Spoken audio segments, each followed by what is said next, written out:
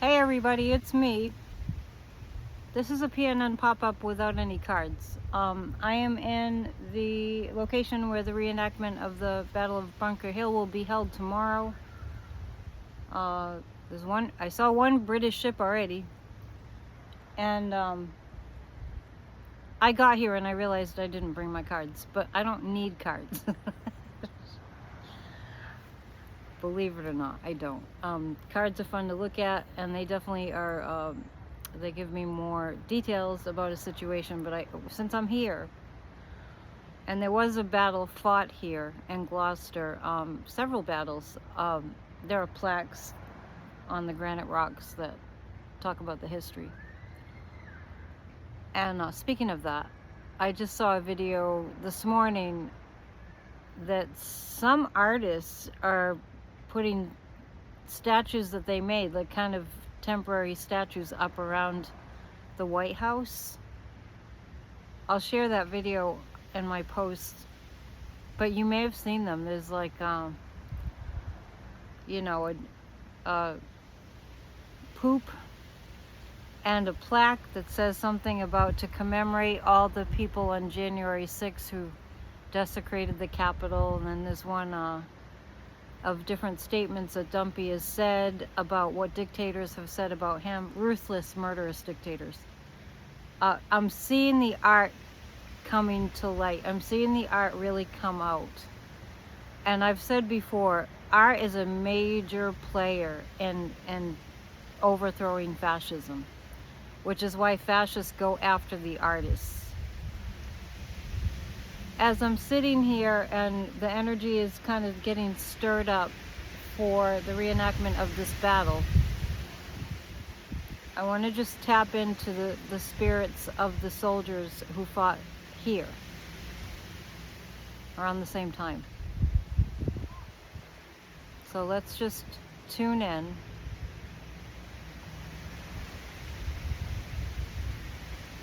To the spirit of 1775,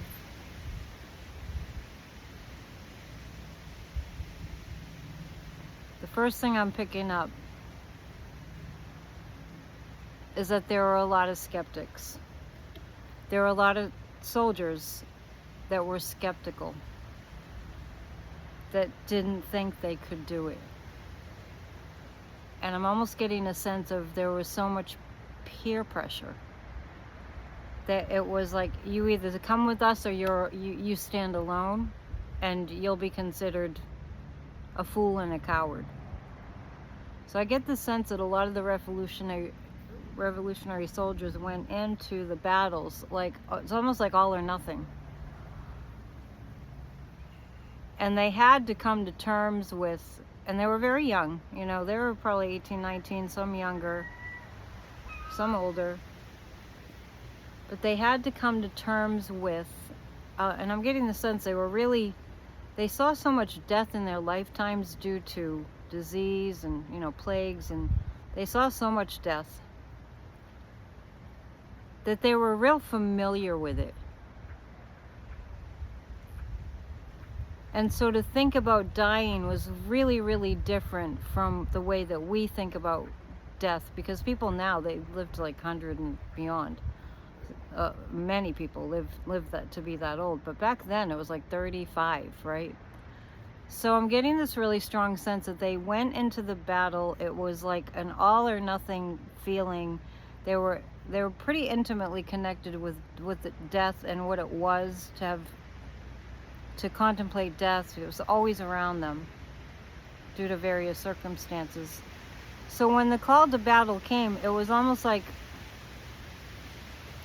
it was not like a brainwashing, but you got to go along with the crowd here. It doesn't make sense to do anything else. And they really were thinking about their children and their grandchildren and the future for America and what they wanted America to be. So I'm just going to ask now about what those souls would say to us today. It's funny, you know what I get? This is easy, you guys. That's what I get. This is easy, you guys. compared to what they were doing to overthrow this tyrant, they would have done it in a day. They wouldn't have let it go this far as we have. They actually, I'm getting the sense that they think, compared to them, we are supremely spoiled and lazy, which we know that, right? So let's just ask about what they foresee for America. Is America, you know, in shambles in a certain way? But like the phoenix rising from the ashes. We're kind of going into the ashes right now, but we will. I get a very strong sense that we will rebuild our democracy. I get a sense that the souls that were here then can foresee. And I'm even getting too that they put sacred words or sacred symbols in the documents. And what's interesting about that is I channeled George Washington at one point, and Washington told me that the Capitol was built on some kind of a geometric grid. And that geometric grid actually created a force field around the Capitol that it couldn't be destroyed. It was desecrated, yes, but it couldn't be destroyed. And if you look at sacred like architecture and, you know, geometry, there's a lot. I mean, you could spend your lifetime researching that topic. And that's an area that a lot of research is still being done. So I'm going to just tune into the spirits, the souls of the Revolutionary War. The children are in the background. They're saying, pay attention to the children. Pay attention to the children.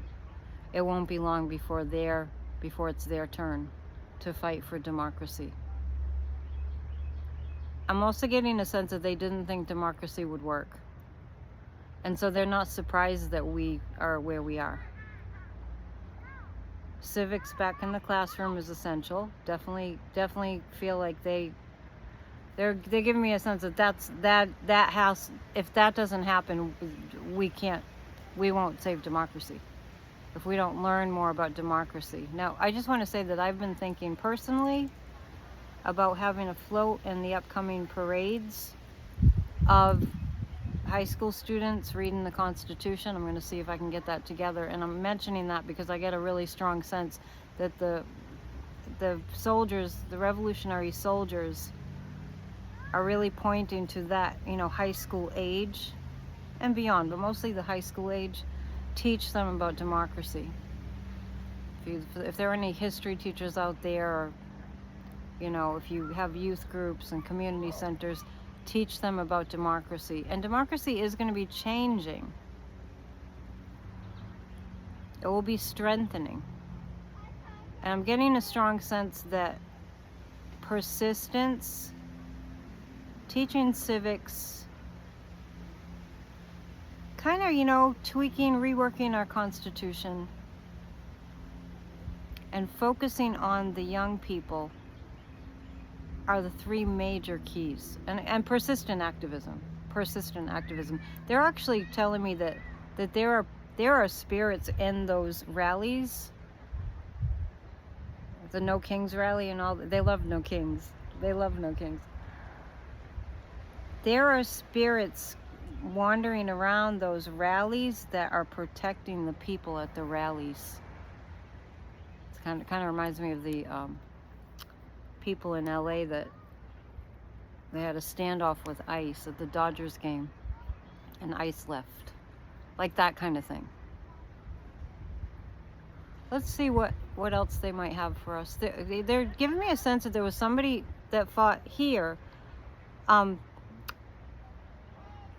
at Stage Fort, who was a very prominent person who ended up being a very kind of a famous person. So I'll have to look that up. On the boulevard here, they're like lawn signs. I couldn't take a picture of all of them. I took a picture of some because it's just so windy that they're kind of bent over. Maybe later today.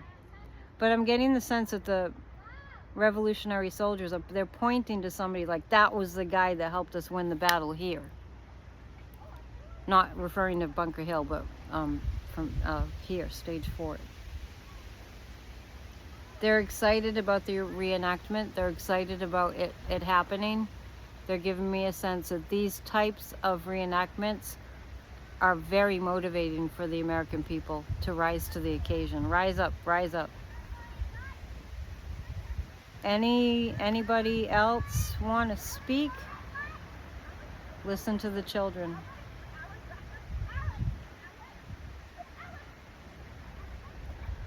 Getting a sense that the worst is over. Let me ask them about.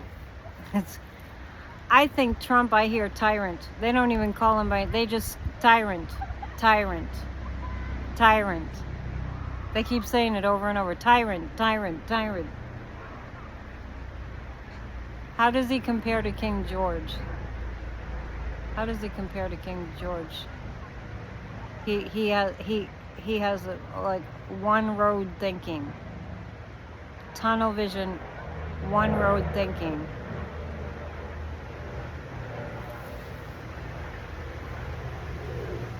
It's a low plane. The way that I'm picking up that Dumpy is like King George is like accruing gold, accruing wealth, accruing gold, and that's it. That's it. They have that in common. So I'm asking now if the soldiers see us defeating him. Yeah, they're showing me, I don't know if you all remember when Saddam Hussein, when the people, after he fell from power, they yanked his statue down with ropes. They're giving me an image just like that the people will take Dumpy down. They're laughing that I call him Dumpy. They were very irreverent of King George. I get that very strongly. And they laughed and they made jokes and they were in the taverns and they had a big, oh my gosh, like a complete comedy show about King George. They were always making crass, even disgusting jokes about King George. And I'm getting, much like you do today, about the tyrant. These are the winds of change. We will emerge victorious. When we love one another, we get very, very strong. That's like our armament. That's like our shield. The love that we, and the caring that we demonstrate with one another. You'll see. They're saying you'll see. And they are with us. All right, with that, I'm going to head back. I'm going to take a few pictures around here. PNN is tonight. This is a little different today because I forgot my cards, but I think that was in divine order. So I could really tune into the energy here. All right, we'll see you real soon, and namaste. Thumbs up, please. Bye.